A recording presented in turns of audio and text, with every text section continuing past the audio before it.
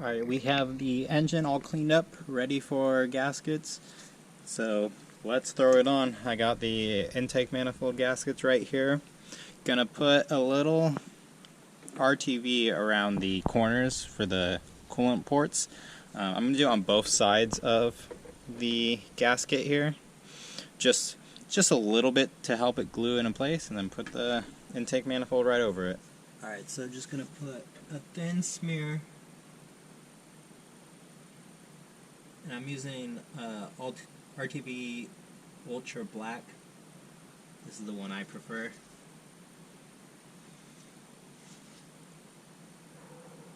And it does kind of have like a gray color to it.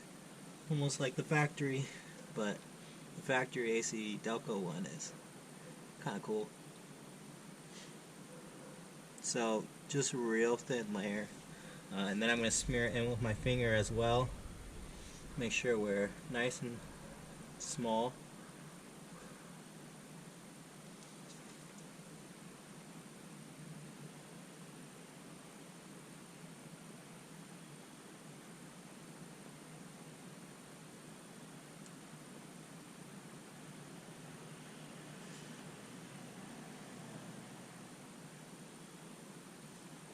That was a little more than I wanted. That's okay.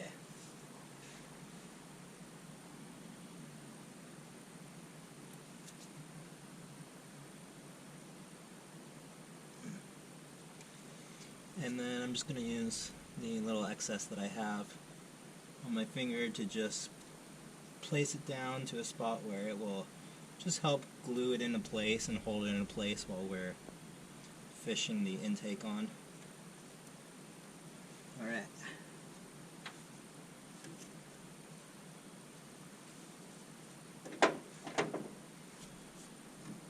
So now I'll take my Felpro intake gasket. This side says this side up on it. And now we're just going to line it up.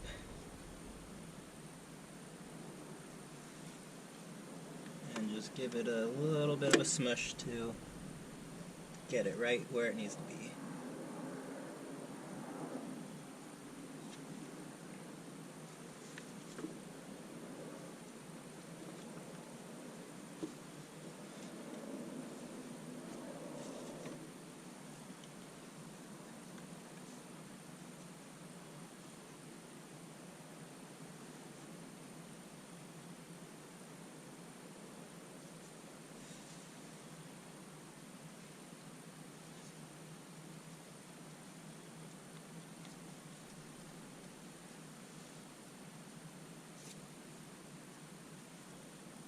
Alright, and then again I'm going to do just a thin layer, an even thinner layer of RTV on the top in the same spots, just as an added precaution.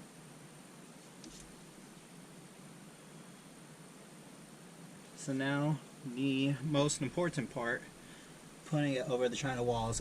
Now the Felpro kit came with gaskets and this block has the holes for it, but I've read so many times, just throw on a thick bead of RTV, so we're going to do that.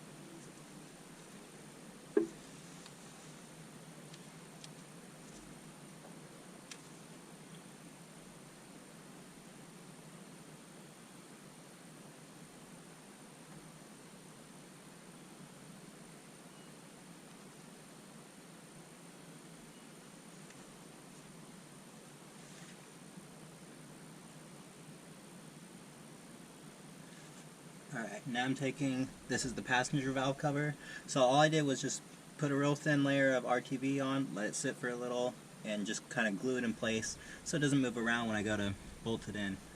So let's make sure we put it in the correct orientation.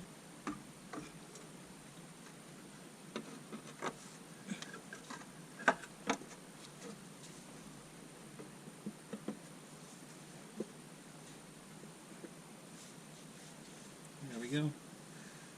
So same concept with the water pump, just a little RTV to glue it into place, and then we'll slap it right on. Alright, new day. I dropped the distributor in and I lined it up. I don't know how, but the shaft for the oil pump moved or something and the distributor moved, but it did not line up with my original dot. So, brought the engine to top of the cylinder, cylinder 1, lined up the rotor, found a nice video where it says point the rotor at the second bolt on the intake, and it'll drop into place, pointing to your cylinder number 1. Well, managed to get this stuck through the long through bolt out of the alternator. Man, that was a fight.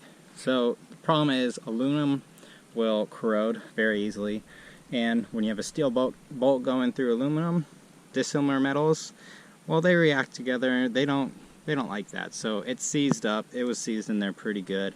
Lots of PB blaster, and I brought out my torch and just heated up the side of this alternator case like crazy and whacked it out.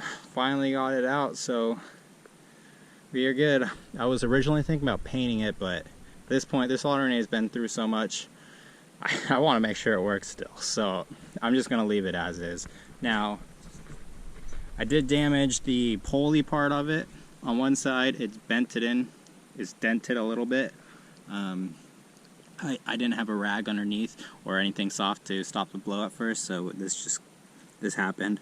But I think I'll be able to take a pry bar and bend it out, or at the very least, hit it and bend the dent out of it, but no big deal. Not too worried about this. But yeah, I guess that's it for this alternator. But it would have been silly to buy a whole new alternator just because the bolt was stuck in it. But alright, we got a lot done. We have all the accessories back on, just about all.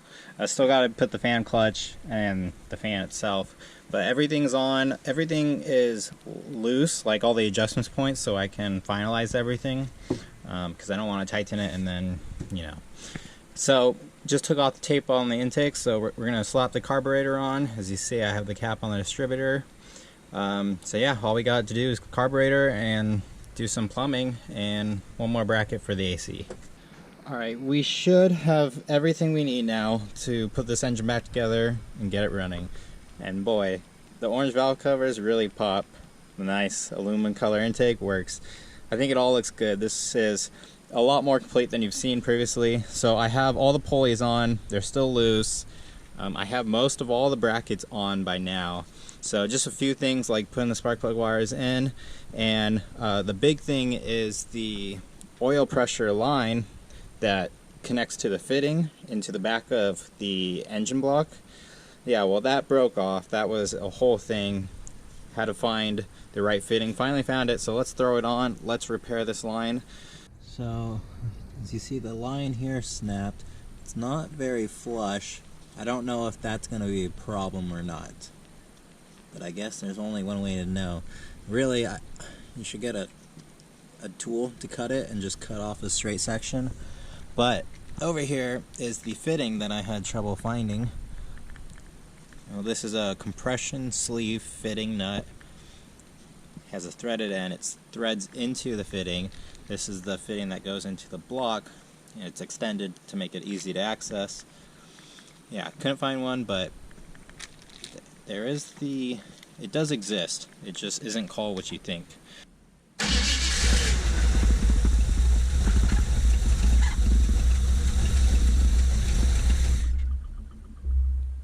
So it runs, not gonna lie, I did try this, and I did have the timing 180 off. So when I took a guess so that I was on the compression stroke in a previous video where I timed it, it was wrong. So yep, just set it. It's a little, it sounded a little retarded, so it needs a little bit more advance in it. But yeah, gonna tighten down the distributor, keep going at it.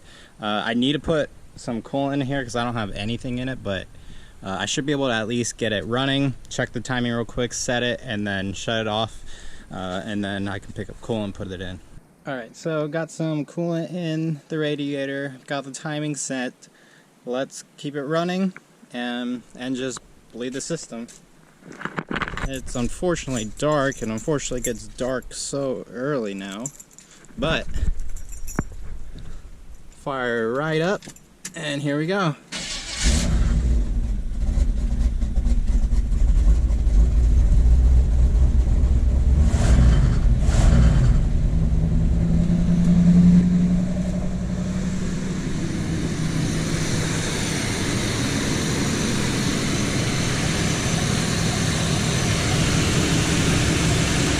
Pump is working. Just need the thermostat to open up, and we do have oil pressure, and the hose is not leaking, so far so good. Idle's probably a little high though, but it is on the cold idle, so I'll give it that. Alright, we are idling about 1500, which is high, and if I close the throttle blade, it will idle down. So maybe I just need to adjust the idle, or maybe I have a vacuum leak, which is more likely. But I don't have the air cleaner on, so there are some stuff that attached to that. But as you see, the coolant temperature gauge has moved up. So proving my point in the other video, the gauge is correct. The connection to the sensor is good now. I put a 180 degree thermostat, I believe, in it, or a 190, something like that, instead of a 160 that was in it. But pretty sure that 160 was sticking open, so that's good. We got the coolant gauge actually moving up, just letting it warm up here. It revs good. I tightened down the power steering pump, so I do have power steering again. And actually, before this whole time, it's been slightly off. So yeah, now the power steering actually feels much better. It doesn't make a horrible noise anymore. It randomly used to do that when you turn. But just idling away. It kind of works that the idle's so high right now, so it helps it warm up faster. But once it's a little more warm, the thermostat will finally open, and then I can really start the process of bleeding the air out of the coolant. Just all about this waiting game. As I was saying, when I do this, it idles down and it's not dying. I don't know if it's supposed to die or not, but it's struggling. It sounds like a vacuum leak to me. You know, it could be vacuum leak right here. That connection kind of broke, so I rigged it back on, so I might just need to fix that. And then of course the vacuum leak here. We did have a leak at the thermostat, so I tightened that down. So far, no more coolant leaks. But I think that's good. I think we're opened up finally. It's a little quieter, but yeah, I think that's gonna be it. I think it's finally warmed up enough for me to let it cool down, then open up the cap, put some more antifreeze in it, and nothing to do but to drive it, really. So unfortunately, I won't be able to drive it now. Like I said, I'm missing the PCV valve grommet over there. It just goes to the air cleaner.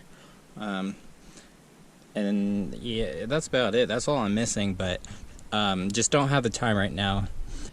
And that's gonna do it for this. Our Craigslist rebuild is all completed. We have everything on except for the air cleaner, but hey, I want to show you the carb. And all its glory, it does look a whole lot better in here. And best thing, it runs again. It has been down for a little bit, but hey, it's back up. Thank you for watching, and I'll see you in the next one.